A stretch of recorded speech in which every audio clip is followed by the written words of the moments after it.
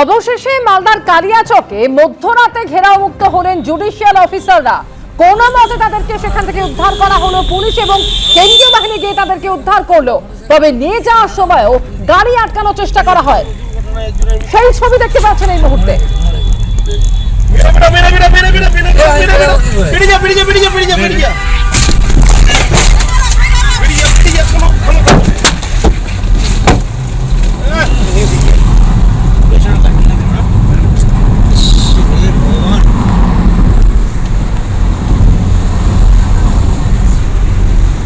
কত টাকা লাগবে রে ছোট নেটা পেছনটা? হ্যাঁ এখন দাঁড়াও। এখন ছবি আপনারা দেখতে পাচ্ছেন যে একেবারে কোনো মতে তাদেরকে সেখান থেকে বের করে নিয়ে যাওয়া হয়, কিন্তু রাস্তায় একেবারে বাঁশ ফেলে রাখা হয়েছিল। কোনো মতে সেখান থেকে জুডিশিয়াল অফিসারদেরকে উদ্ধার করে আনলো পুলিশ। দেখতে পাচ্ছেন সেই মুহূর্তের ছবি, কিভাবে রাস্তায় বাঁশ দিয়ে রাস্তা আটকানোর চেষ্টা।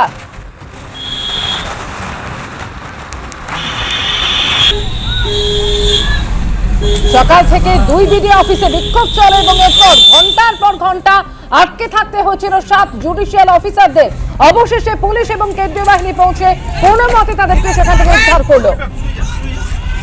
অতনু হালদার এই মুহূর্তে আমাদের সঙ্গে রয়েছেন। অতনু, সেই ছবি আমরা দেখাচ্ছি, কোনো মতে এই জুডিশিয়াল অফিসারদের উদ্ধার করা হলো ঠিকই, কিন্তু এ তো একেবারে ভয়ঙ্কর অবস্থা। যেভাবে বাঁশ দিয়ে রাস্তা আটকে রাখা হয়েছিল এবং পিছনে কয়েকজনকে তাড়া করতে দেখা গেল রীতিমতো। দেখো, একবারই ভয়ঙ্কর অবস্থা। মানে পুরো এলাকা জুড়ে যে আইন শৃঙ্খলার অবনতি ঘটেছে সেটা এই ঘটনাকে দেখলেই বোঝা যায়। কিন্তু যেটা দেখার সেটা হচ্ছে যে এই পরিস্থিতি কিভাবে পুলিশ প্রশাসন নিয়ন্ত্রণে নিয়ে আসতে পারে। তার কারণ দেখো, এখানে যে ঘটনাটা ঘটছে এখানে বিচারকদের সাথে ঘটছে। 7 জন জুডিশিয়াল অফিসার যারা সুপ্রিম কোর্টের নির্দেশে কলকাতা হাইকোর্টের প্রধান বিচারপতির তত্ত্বাবধানে তারা গেছেন সেখানে কাজ করতে। এবং সেখানে কি কাজ করতে, যে যখন চারিদিকে বিতর্ক, যে নির্বাচন কমিশনের লোকেদের নিয়ে বিতর্ক, রাজ্য পুলিশ প্রশাসনের লোকেদের নিয়ে বিতর্ক, সেই সময় সুপ্রিম কোর্ট নিজস্ব ক্ষমতা প্রয়োগ করে বিচার বিভাগকে এই এসআইআর প্রক্রিয়ার মধ্যে যুক্ত করে, যে বিচার বিভাগের লোকেরা এসআইআর প্রক্রিয়ার কাজ করবে, যে তারা এই এসআইআর প্রক্রিয়ার কাজ এইভাবে করবে যাতে বিতর্ক তৈরি না হয়। এবং এই যে বিবেচনাধীন বা বিচারাধীন ভোটার যারা, তাদের ক্ষেত্রে চূড়ান্ত সিদ্ধান্ত নেবেন এই বিচারকরা। সেই মতোই এই বিচারকরা কাজে গিয়েছিলেন এবং সেই কাজে গিয়ে তাদেরকে আজকে যে পরিস্থিতির মুখোমুখি হতে হলো সেটা ভয়াবহ। তুমি দেখতে পাচ্ছ যে একদম দীর্ঘক্ষণ ঘন্টার পর ঘন্টা আটকে থাকার পর আজকে মধ্যরাতে যখন তাদেরকে উদ্ধার করা হচ্ছে, তখন দেখা যাচ্ছে যে সেই উদ্ধার করে যে রাস্তা দিয়ে পুলিশ তাদেরকে এসকর্ট করে নিয়ে যাচ্ছে, সেই রাস্তা তো বাঁশ ফেলে তাদেরকে আটকানোর চেষ্টা করা হচ্ছে। যে বিচারকদেরকে বেরোতে দেওয়া যাবে না। এই পুলিশের কনভয় যে যখন বিচারকদের নিয়ে যাচ্ছে সেখানে বাঁশ ফেলে রাস্তা আটকে সেখানেও শেষ পর্যন্ত আটকানোর চেষ্টা করা হচ্ছে। অর্থাৎ পরের পর ঘটনা একটার পর একটা ঘটেই চলেছে। আমি তোমায় বলি পুরো ঘটনাটা কীভাবে ঘটলো। সেটা হচ্ছে যে এই বিচারকরা, এখানে 7 জন বিচারক ছিলেন যারা মালদার মানিকচক 2 নম্বর ব্লকের যে বিডিও অফিস মোতাবাড়িতে, সেখানে তারা এই এসআইআরের কাজ করছিলেন। অর্থাৎ বিবেচনাধীন ভোটারদের নথিপত্র খতিয়ে দেখে তারা চূড়ান্ত সিদ্ধান্ত নিচ্ছিলেন। ঠিক এই বিডিও অফিসে আজকে সকাল থেকে এই বিডিও অফিস এবং তার সামনের রাস্তা আশপাশে জমায়েত হতে, জটলা হতে শুরু করে, বিক্ষোভ হতে শুরু করে। এরপর যেটা হয়, বিকেলবেলা যখন কাজ শেষ করে এই জুডিশিয়াল অফিসাররা বেরোবেন, সেই সময় বিডিও অফিসের 2টো গেটের সামনে মহিলারা ভিড় করে দাঁড়ান। সেখানে তারা বসে পড়েন, জমায়েত করেন যে তারা কাউকে বেরোতে দেবেন না। তার কারণ এসআইআরে বহু লোকের নাম বাদ পড়েছে। এই বিডিও অফিসে সেই এসআইআরের কাজ চলছে, এখানে জুডিশিয়াল অফিসাররা রয়েছে, ফলে তাদেরকে তারা আটকে রাখবেন। এরপর দীর্ঘক্ষণ ধরে আটকে রাখা হয়। বিকেলবেলা 4টের সময় যাদের অফিস থেকে বেরিয়ে চলে যাওয়ার কথা, রাত্রির 11টার সময় তারা অফিসে আটকে থাকেন। ক্রমশ লোক বাড়তে থাকে, সামনের রাস্তায় আগুন জ্বালিয়ে রীতিমতো বিক্ষোভ হতে থাকে, রাস্তা অবরুদ্ধ হয়ে যায়। ঠিক এই পরিস্থিতিতে খবর এসে পৌঁছায় নির্বাচন কমিশনের কাছে। নির্বাচন কমিশন গোটা বিষয়টা ডিজির কাছে জানতে চান। ডিজি এসপিকে নির্দেশ দেন এদেরকে উদ্ধার করার। ইতিমধ্যে কলকাতা হাইকোর্টের প্রধান বিচারপতিকেও গোটা বিষয়টা জানানো হয় যে এই অবস্থার মধ্যে জুডিশিয়াল অফিসাররা রয়েছেন। এরপরে আমরা দেখলাম যে বেশ কয়েক ঘন্টার পর ঘন্টা, প্রায় 7.5 ঘন্টা 8 ঘন্টা হবে এই জুডিশিয়াল অফিসাররা আটকে থাকার পর এসপি সেখানে কনভয় নিয়ে গিয়ে তারপর এই জুডিশিয়াল অফিসারদের রাতের বেলায় উদ্ধার করে নিয়ে এলেন। এখন প্রশ্ন হচ্ছে দুটো। এক, এই জুডিশিয়াল অফিসাররা 10ই মার্চ থেকে এখানে কাজ করছেন। 23শে মার্চ তারা একটা চিঠি লিখে জেলা প্রশাসনকে জানিয়েছিলেন যে তারা এখানে খুব একটা নিরাপদ বোধ করছেন না এবং যে কোনো সময় গণ্ডগোল হতে পারে বলে আশঙ্কা প্রকাশ করে তারা তাদের ক্যাম্পটা বিডিও অফিস থেকে ডিএম অফিসে সরিয়ে নিয়ে যেতে বলেন। জেলা প্রশাসন কিন্তু এই ব্যাপারে কোনো ব্যবস্থা নেয়নি বলে অভিযোগ। এবং দ্বিতীয়ত হচ্ছে যে এই যে 23শে মার্চ তারা চিঠি দিলেন, জেলা প্রশাসনকে অ্যালার্ট করলেন, তারপর আজকে যে ঘটনা ঘটলো, এই ঘটনাও কিন্তু সকাল থেকে বারবার এই যে জটলা হচ্ছে এরকম একটা ঘটনা ঘটতে পারে এই আশঙ্কা ছিল। কিন্তু তারপরেও যেটা দেখা গেল যে এই বিচারকদের দীর্ঘক্ষণ রীতিমতো আতঙ্কের মধ্যে আটকে থাকতে হলো। এখন প্রশ্ন হচ্ছে যে যখন এখানে এরকম একটা আশঙ্কা ছিল কেন ব্যবস্থা নেওয়া হলো না? দুই হচ্ছে আজকে সকাল থেকে যখন এখানে দফায় দফায় জটলা হচ্ছে, বিক্ষোভ হচ্ছে, গণ্ডগোল হচ্ছে, তখনই কেন পুলিশ প্রশাসন ব্যবস্থা নিল না? যে অ্যাপ্রোপ্রিয়েট ব্যবস্থা তখনই নিলে পরে এই এই এই পরিস্থিতি এড়ানো যেত। এরপরের কথা হচ্ছে কেন্দ্রীয় বাহিনী চলে এসছে, কেন্দ্রীয় বাহিনী জেলায় জেলায় ছড়িয়ে পড়েছে, মালদাতেও কেন্দ্রীয় বাহিনী রয়েছে। তাহলে পরে এই রাস্তা অবরোধ মুক্ত করতে বা এই বিচারকদেরকে আগেই সেখান থেকে বের করে নিয়ে আসতে কেন আগে ভাগে কেন্দ্রীয় বাহিনীর ব্যবহার করা হলো না? কারণ এই বিচারকরা তো সুপ্রিম কোর্টের নির্দেশে কাজ করতে গেছেন। এখন তাদেরকে যদি এই পরিস্থিতির মুখে পড়তে হয়, এইভাবে বিডিও অফিসের মধ্যে অবরুদ্ধ থাকতে হয়, দীর্ঘক্ষণ যদি রাস্তা অবরোধ হয়ে পড়ে থাকে, তাহলে পরে তো সার্বিকভাবে একদিকে তো এই বিচারকদের আটকে থাকা, অন্যদিকে সাধারণ মানুষের ভোগান্তি, সার্বিকভাবে যে আইন শৃঙ্খলা পরিস্থিতির অবনতি হচ্ছে এর দায় কে নেবে? যদি শুরু থেকেই ব্যবস্থা নেওয়া হতো তাহলে হয়তো এই পরিস্থিতি এড়ানো যেত, এটা অনেকেই বলছেন। তাহলে শুরু থেকে ব্যবস্থা নেওয়া হলো না কেন, সেই প্রশ্ন উঠছে। একেবারে সঙ্গে থাকা অতটা অবশ্যই এই প্রশ্নগুলো উঠছে, তার কারণ আগে থেকে যখন আশঙ্কা তারা প্রকাশ করেছিলেন তারপরেও কেন ব্যবস্থা নেওয়া হলো না। আর এই মুহূর্তে সেই সময় ছবি রেখেছি যখন কোনো মতে তাদেরকে উদ্ধার করে সেখান থেকে নিয়ে যাওয়া হচ্ছে। দেখতে পাচ্ছেন কিভাবে রাস্তায় বাঁশ ফেলে রাস্তা আটকানোর চেষ্টা হয়।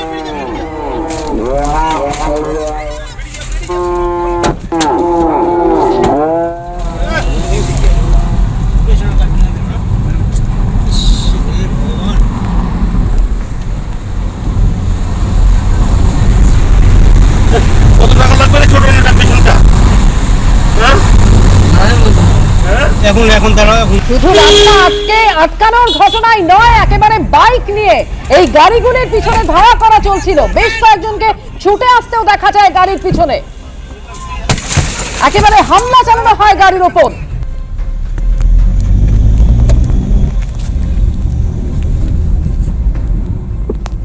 দেখুন, অত্যন্ত চিন্তাজনক ঘটনা।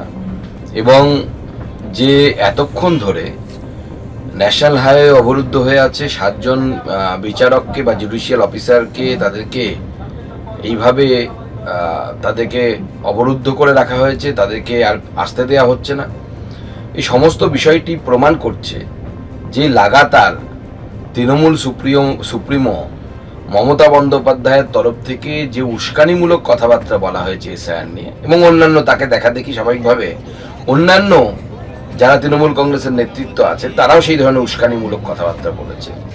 সেই উস্কানিমূলক কথাবার্তা বলারই ফল আজকে আমরা দেখতে পাচ্ছি। মানুষকে উস্কানো হয়েছে, খেপানো হয়েছে। এবং আমি গ্যারান্টি দিয়ে বলছি, যারা ওখানে ঘেরাও করে রেখেছে তাদের বেশিরভাগের নামই কিন্তু ভোটার তালিকায় আছে। শুধুমাত্র একটি অবরুদ্ধ করার জন্য বা একটা হেজিমনি তৈরি করার জন্য, একটা বিশৃঙ্খল অবস্থা তৈরি করার জন্য তৃণমূলের উস্কানিতে পুরো বিষয়টি হচ্ছে। নির্বাচন কমিশনের পুরো বিষয়টি খুব গভীরভাবে দেখা উচিত বলে আমার মনে হয়। কালিয়াচকের যে ঘটনা, অর্থাৎ এই এসআইআর নামবাদ ইত্যাদি নিয়ে যে বিচারকদের ঘেরাও বা আইন শৃঙ্খলা হাতে তুলে নেওয়ার যে প্রবণতা কিছু মানুষের, এই ঘটনার গোটা দায়িত্ব নির্বাচন কমিশনের। যারা এই ধরনের বিশৃঙ্খলা তৈরি করছে তারা বিজেপির মদতপুষ্ট দু একটি দল সংগঠন তারা গোলমাল তৈরি করে ঘুরিয়ে বিজেপিকে ইস্যু তৈরি করে দেওয়ার জন্য এই ধরনের বিশৃঙ্খল আচরণ করছে। যারা বলছেন এটা রাজ্যের এবার পুলিশ কি করছে, অমুক করছে, দয়া করে নির্বাচন কমিশনকে বলুন। সমস্ত পুলিশ তো রদবদল করে গোটাটা তো অলিখিত জরুরি অবস্থা জারি করে নির্বাচন কমিশন করছে এসব। তো নির্বাচন কমিশন নাম কে বাদ দিয়েছে? নির্বাচন কমিশন। প্ররোচনা কে দিয়েছে? নির্বাচন কমিশন। মানুষকে অনিশ্চয়তা কে ফেলেছে? নির্বাচন কমিশন। পুলিশ রদবদল কে করেছে? প্রশাসন রদবদল কে করেছে? নির্বাচন কমিশন। সকাল থেকে প্রথমে দফা দফা বিক্ষোভ জটলা এবং তারপর দীর্ঘক্ষণ ঘন্টার পর ঘন্টা আটকে থাকেন জুডিশিয়াল অফিসাররা। এরপর যখন পুলিশ এবং কেন্দ্রীয় বাহিনী তাদেরকে উদ্ধার করতে গেল, কি অবস্থায় তাদেরকে সেখান থেকে বের করে নিয়ে আসা হচ্ছে দেখুন সেই ছবিটা। একেবারে ভয়ঙ্কর সেই মুহূর্তের পরিস্থিতি, যখন রাস্তায় এভাবে বাঁশ ফেলে রাস্তা আটকে রাখা হয়েছে, আটকানোর চেষ্টা করা হয়, এমনকি বাইক নিয়ে বেশ কয়েকজন গাড়ির পিছনে ধাওয়াও করে, গাড়ির উপরে হামলার ঘটনাও ঘটে।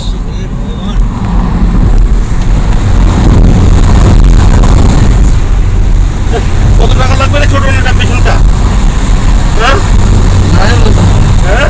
এখন তারা আর একবার সরাসরি কথা বলবো, অতনু হালদার আমাদের সঙ্গে নিউজরুম থেকে রয়েছেন। অতনু, এখনো পর্যন্ত বিবেচনাধীনের মধ্যে 49 লক্ষের কাছাকাছি নিষ্পত্তি হয়েছে, কিন্তু আগামী কয়েকদিনও চলবে এই নিষ্পত্তির কাজ। সেক্ষেত্রে আজকে যে ছবিটা দেখতে হলো, এই জুডিশিয়াল অফিসাররা যারা এই কাজ চালিয়ে যাবেন, আগামী দিনে তাদের নিরাপত্তা কিভাবে সুনিশ্চিত করা যায় সেই প্রশ্নটা তো উঠছে অতনু।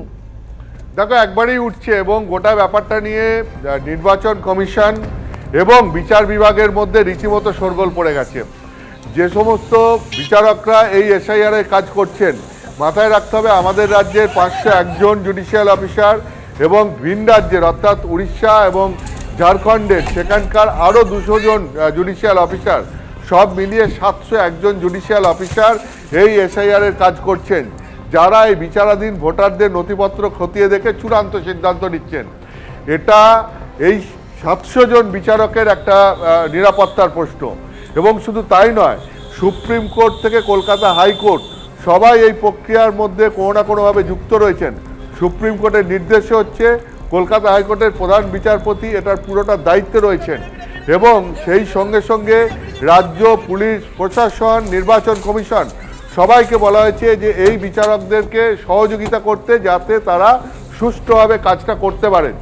এখন এই বিচারকদের 7 জন যদি এইভাবে আটকে থাকেন, ঘন্টার পর ঘন্টা এরকম আতঙ্কের মধ্যে দিয়ে কাটাতে হয়, এবং তাদেরকে রীতিমতো পুলিশ এসকর্ট করে যখন বের করছে মধ্যরাতে বেশ কয়েক ঘন্টা আটকে থাকার পর, তখনও তুমি দেখতে পাচ্ছ রাস্তার ছবিটা কীরকম। সেখানে বাঁশ দিয়ে রাস্তা আটকানোর চেষ্টা হচ্ছে। এছাড়াও আমি তোমাকে বলছি, এরপরে এই কনভয়ের ওপর অ্যাটাক হয়েছে, গাড়ি ভাঙচুর হয়েছে, এবং সেখানে এই যে গাড়ি করে এই জুডিশিয়াল অফিসারদের বের করে নিয়ে যাওয়া হচ্ছিল, সেই গাড়ি মানে সেই কনভয়ের গাড়ি ভাঙচুর হয়েছে। ফলে বের করে নিয়ে যাওয়ার সময়ও এই আক্রমণের ঘটনা ঘটেছে। ফলে কোথায় গিয়ে পৌঁছাচ্ছে এই বিচারকদের নিরাপত্তা? এটা সারা রাজ্যের জুডিশিয়াল অফিসারদের মধ্যে এই নিয়ে আলোচনা শুরু হয়েছে। কলকাতা হাইকোর্টে এই খবর পৌঁছেছে যে বিচারকদের এই নিরাপত্তাহীনতার মধ্যে কাজ করতে হবে কেন?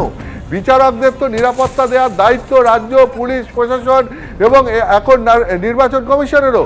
তাহলে পরে নির্বাচন কমিশন, রাজ্যের পুলিশ প্রশাসন কেন এই নিরাপত্তা ব্যবস্থার আয়োজন করতে পারছেন না? যেখানে ঘন্টার পর ঘন্টা ধরে আইন শৃঙ্খলা পরিস্থিতির অবনতি হচ্ছে, সেখানে কেন আইন শৃঙ্খলা পরিস্থিতি সামাল দেওয়া যাচ্ছে না? যেখানে বাইরে থেকে কেন্দ্রীয় বাহিনী ইতিমধ্যেই চলে এসছে, সেখানে কেন্দ্রীয় বাহিনীকে কেন ব্যবহার করা হচ্ছে না? ফলে পরিস্থিতি সামাল দিতে অসুবিধাটা কোথায়? এখন ভোট এবারে শান্তিপূর্ণ করে দেখানো যে চ্যালেঞ্জ নির্বাচন কমিশন, জাতীয় নির্বাচন কমিশন নিয়েছে, যার জন্যে বিপুল পরিমাণ কেন্দ্রীয় বাহিনী নিয়ে আসা হচ্ছে, বিপুল পরিমাণ বিভিন্ন পুলিশ প্রশাসনের পদে বদল করা হচ্ছে। এখন সেইটাকে সফলভাবে করতে গেলে যে সক্রিয়তা একদম শুরু থেকে দরকার, সেইটা কিন্তু দেখা যাচ্ছে না। সেইটা নিয়ে বহু জায়গায় গাফিলতির অভিযোগ উঠছে। এই কারণে উঠছে যে এখনই যদি এই ধরনের একের পর এক ঘটনা ঘটতে পারে, এই ঘটতে থাকে, তাহলে পরে ভোটের সময় কি হবে? এখনই যদি পরিস্থিতি সামাল দেওয়া না যায়, তাহলে ভোটের সময় পরিস্থিতি কি করে সামাল দেওয়া যাবে? ফলে শান্তিপূর্ণ ভোট করতে হলে ভোটের আগে থেকে সমস্ত জায়গায় শান্তি শৃঙ্খলা বজায় রাখার জন্য যে কড়া ব্যবস্থা বা কঠোর ব্যবস্থা নেওয়া উচিত, সেটা কেন নেওয়া হচ্ছে না তা নিয়ে বিভিন্ন মহলে প্রশ্ন উঠছে। নিঃসন্দেহে সঙ্গে থাকো অতনু। অর্থাৎ অবশ্যই এই যে ঘটনা ঘটলো, যেভাবে জুডিশিয়াল অফিসারদের সেখান থেকে কোনো রকমে বের করে আনা হলো, প্রাণ ভয় তাদেরকে বেরিয়ে আসতে হলো, তারপরে নিঃসন্দেহে এই জুডিশিয়াল অফিসারদের তাদের নিরাপত্তা নিয়ে প্রশ্ন উঠে যায়। নিরাপত্তাহীনতায় কেন ভুগতে হবে এই অফিসারদের? যে ঘটনা কালিয়াচকে ঘটলো, যেখানে ঘন্টার পর ঘন্টা তারা এইভাবে আটকে রইলেন এবং যখন তাদেরকে নিয়ে আসা হলো উদ্ধার করে, সেই সময় একেবারে ভয়াবহ পরিস্থিতি। এবিপি আনন্দ, এগিয়ে থাকে, এগিয়ে রাখে।